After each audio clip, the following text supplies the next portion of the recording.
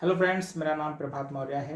मैं अपना channel quick exam study लेकर आपके सामने उपस्थित हूँ। मेरे इस चैनल क्विक एग्ज़ाम स्टडी में यूपी टेट और सुपर टेट के पाठ्यक्रम के प्रत्येक टॉपिक का वीडियो बनाकर आपके सामने प्रस्तुत किया जाएगा। तो आप हमारे चैनल को सब्सक्राइब कर लें, बेल आइकन दबाना ना भूलें, क्योंकि बेल आइकन दबाने से हमारे आने वाले नए वीडियो का नोटिफिकेशन आप तक जल्दी पहुंचेगा। और वीडियो देखने के बाद अगर आपको अच्छा लगे तो लाइक जरूर करिएगा। धन्यवाद। हेलो फ्रेंड्स, आज हम लोग विराम चिन्ह या पंक्चुएशन मार्क के विषय में जानकारी प्राप्त करेंगे। देखिए, विराम का अर्थ है विश्राम, ठहराव या स्टॉप। ठीक है, विराम का अर्थ है विश्राम, ठहराव या स्टॉप। चिन्ह का अर्थ है निशान या इंग्लिश में से बोलते हैं सिंबल या मार्क। ठीक, ओके। भाषा द्वारा जब हम अपने भावों को प्रकट करते हैं, ठीक है, भाषा द्वारा जब हम अपने भावों को प्रकट करते हैं तब एक विचार या उसके कुछ अंश को प्रकट करने के पश्चात हम थोड़ा रुकते हैं, इसे ही विराम कहते हैं।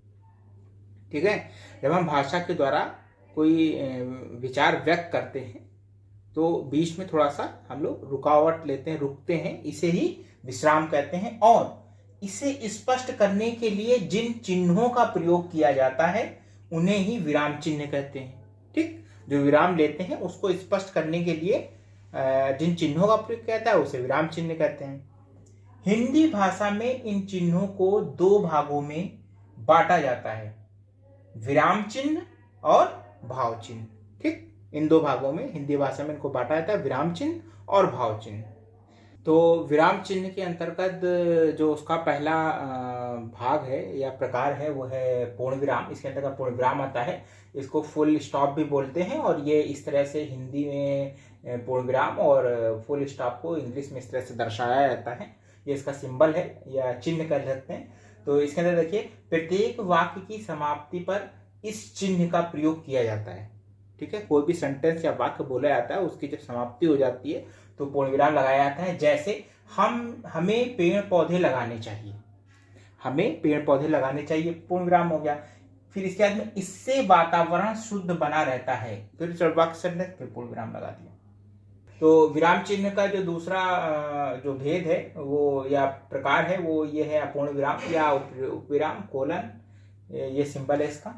इसमें जहां एक वाक्य के समाप्त हो जाने पर, जहां एक वाक्य के समाप्त हो जाने पर भी विवक्षित भाव समाप्त नहीं होता, आगे की जिज्ञासा बनी रहती है। ठीक है, मतलब जहां हम किसी वाक्य को पढ़ते हैं तो पूर्ण रूप से हमें ये प्रतीत नहीं था कि हमने इसको जान लिया है, लेकिन आगे की जिज्ञासा जो है वो बनी रहती है, वहां अपूर्ण विराम या का प्रयोग करते हैं। ठीक है, वहां अपूर्ण विराम का प्रयोग करते हैं तथा पूर्ण विराम से कम देर तक रुके हुए वाक्य के पूरा होने तक बढ़ते जाते हैं।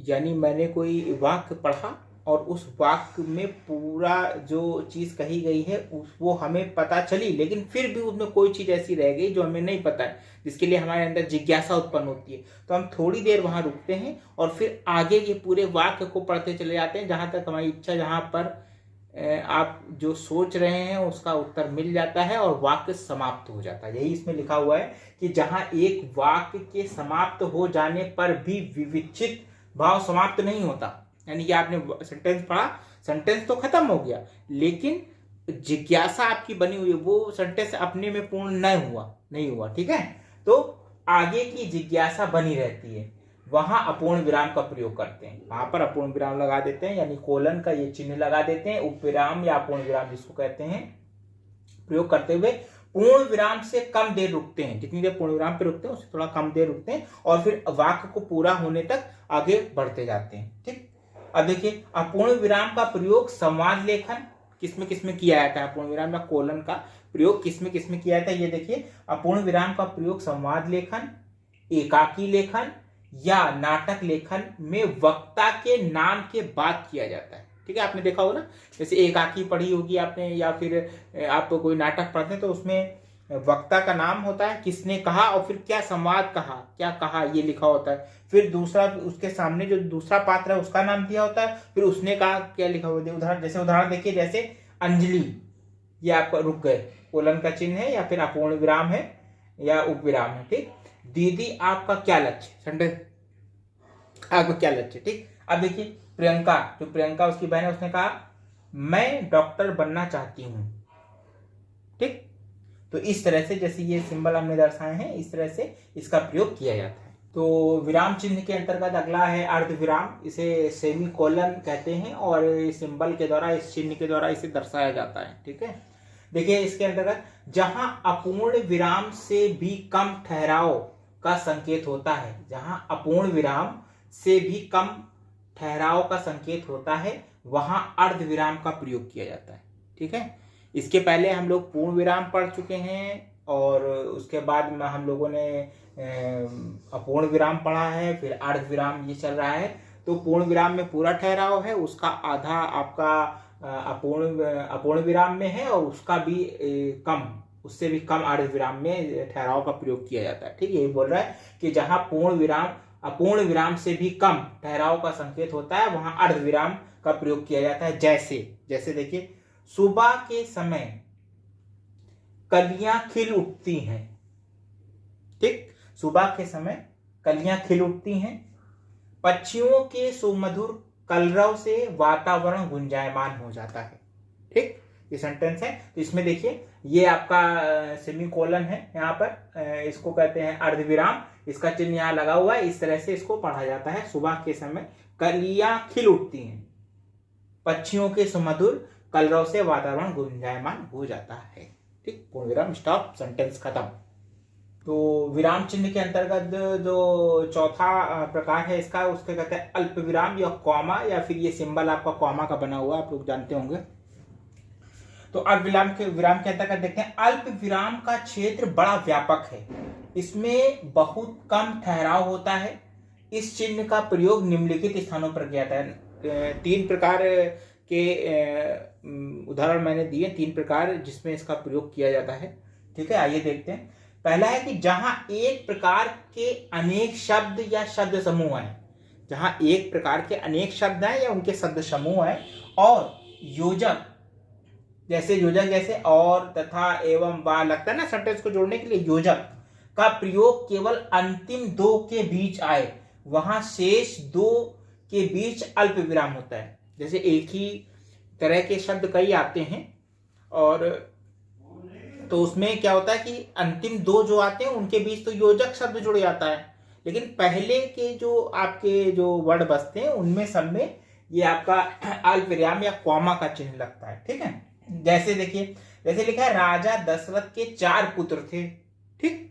राम यहां पर आपका लगा है कॉमा, या फिर इसको कहते हैं अल्प विराम, फिर लक्ष्मण, फिर अल्प विराम का चिन्ह, भरत और शत्रुघ्न, ठीक। समझ गए ना। इसमें क्या लिखा हुआ देखिए, जहां एक प्रकार के अनेक शब्द हैं, नाम है चारों, अनेक शब्द या शब्द समूह आए, और योजक मतलब और, तथा, एवं, व आदि का प्रयोग केवल अंतिम, देखिए भरत और शत्रुघ्न के बीच में लगा हुआ योजक, ठीक है। केवल अंतिम 2 के आए, वहां शेष 2 के बीच अल्प विराम, राम के बाद में और लक्ष्मण के बाद में ये आपका अल्प विराम लगा हुआ है, जिसे कॉमा कहते हैं आप लोग, ठीक।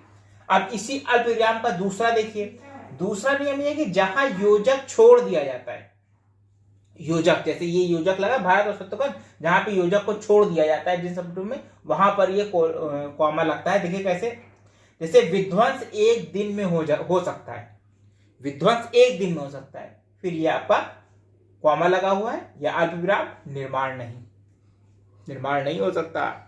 विध्वंस तो एक दिन में, भाई आपने घर बनाया तो घर बनाने में आपको 3 महीने, 4 महीने, 6 महीने, 8 महीने, 10 महीने या साल भर लग सकता है, लेकिन उसे गिराने में तो आपको बिल्कुल 1 दिन का समय भी नहीं मिल रहेगा, ठीक है। आप पटाख से गिरा देंगे उसको, है ना, ठीक। वही लिखा हुआ है कि विध्वंस 1 दिन में हो सकता है, रुक गए, अल्पविराम लिया, निर्माण नहीं। अगला देखिए, इसी अल्पविराम के अंतर्गत है, पहला ये, दूसरा ये, तीसरा देखिए, जहां हाँ, नहीं, जी, बस, अतः, अतएव, निष्कर्ष आदि से शुरू होने वाले वाक्य, जिसमें जो वाक्य शुरू होते हैं हाँ से शुरू हो, नहीं से शुरू हो, जी से शुरू हो, बस, अतः, अतएव, निष्कर्षता, इनसे अगर वाक्य शुरू होता है, आदि से शुरू होने वाले वाक्यों में अल्प विराम का प्रयोग होता है। ठीक, जैसे जी हाँ, अल्प विराम, क्वामा, जिसे आप लोग कहते हैं। ठीक है, अल्प विराम, मैंने बार बार सावधान किया था, मैंने बार बार सावधान किया था। तो ये विराम चिन्ह के 4 प्रकार हैं। ठीक है, विराम चिन्ह के 4 प्रकार हो गए। अब हम लोग इसके बाद पढ़ेंगे भाव चिन्ह।